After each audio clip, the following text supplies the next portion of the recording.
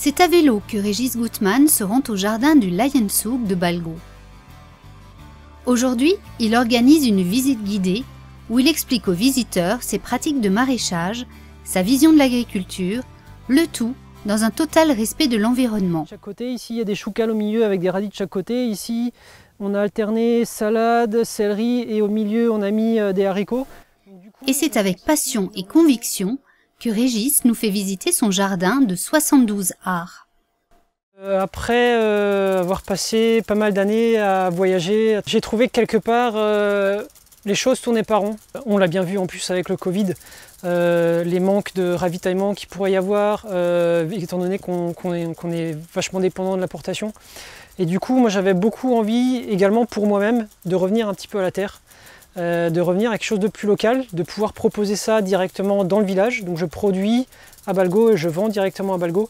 Et pour moi c'est ça qui est important, bien plus que le revenu, parce que j'y mets beaucoup plus de plaisir à être là dehors que gagner un peu plus d'argent. Une certaine philosophie, une approche globale de la culture et de son écosystème anime le maraîcher. Je vois ça plus comme un travail associé à la nature, plutôt qu'un travail humain, tout simplement.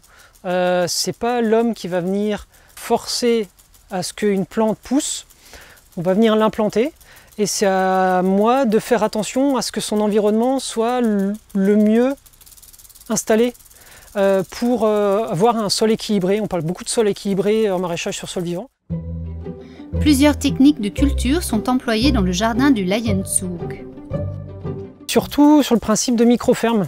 On va essayer de rentabiliser un maximum la surface en y implantant un maximum de légumes. Donc on va travailler, c'est le principe de micro-ferme mais également de permaculture.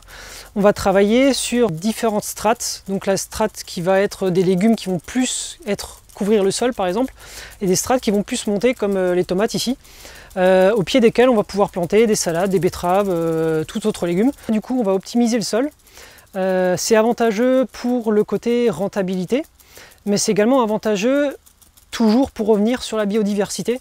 On vient via les différentes plantes qu'on implante, elles sécrètent toutes différentes substances qui vont venir perturber les nuisibles. Et du coup en faisant ça, on va diminuer les attaques des nuisibles sur nos cultures. Chaque parcelle de jardin a été pensée et réfléchie. Ici, la gestion des sols est essentielle. J'ai 3 jardins et sur ces 3 jardins, j'ai réparti des cultures sur 4 saisons. Donc une saison primeur, une culture de saison, une culture tardive et une culture d'hiver. Et à chaque fois, donc c'est une rotation sur 3 ans, et sur les 3 ans, les jardins vont également connaître 2 couverts végétaux différents. À travers cette rotation et ces couverts, on va continuer à faire vivre son sol, à venir le travailler de façon différente via les systèmes racinaires des légumes, mais également des couverts végétaux. En faisant cette rotation, on évitera à ce qu'une seule plante qu'on pourrait cultiver au même endroit tous les ans vienne appauvrir le sol dans un seul nutriment.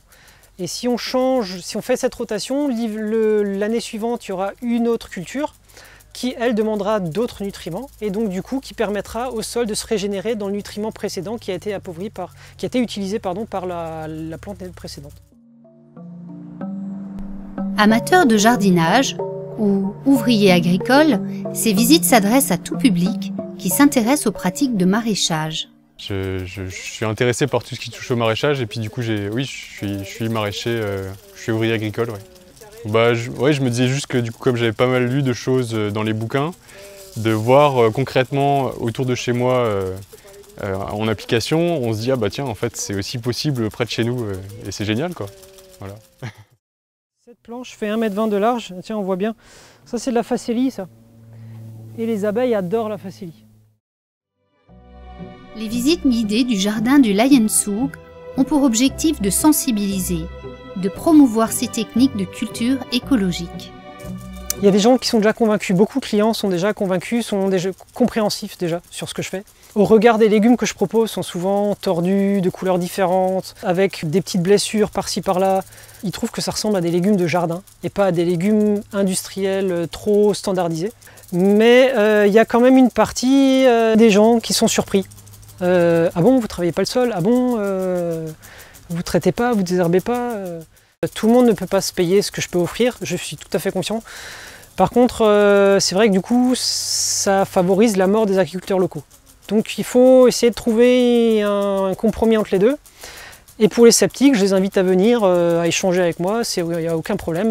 Voilà, les jardins sont ouverts aux visites.